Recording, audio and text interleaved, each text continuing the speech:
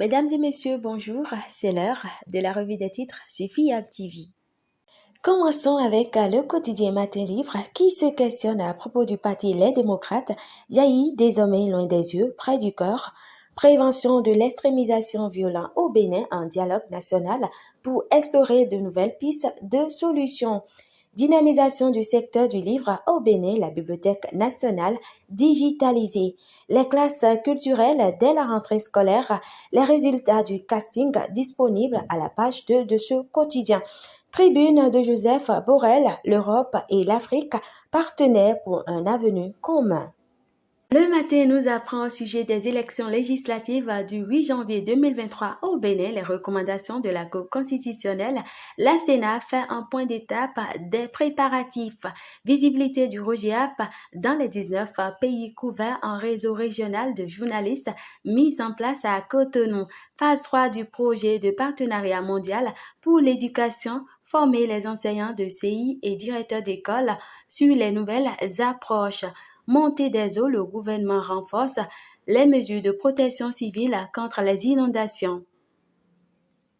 Le quotidien du service public La Nation nous informe à propos de la révalorisation salariale, augmentation du SMIC, les derniers pas vers l'effectivité.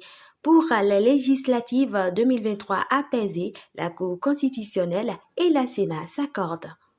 L'événement du jour qui titrera à sa une en fusion de l'hôpital d'instruction des armées et du CNHU, une décision louable au profit des patients. Tournée de proximité du parti UP Le Renouveau à Ouida, le coordonnateur Christian Huichenou échange avec les leaders à la base. Nord-Sud quotidien qui titre en bandeau partenariat décentralisé avec Apomé Calavi, la Vendée appuie les boulangers béninois. Porte Nouveau des voies déjà pavées sur fonds propres par Rumdagnon. Après l'adhésion de leur leader à l'UP Le Renouveau, le cercle des amis d'Abimbola fait une restitution.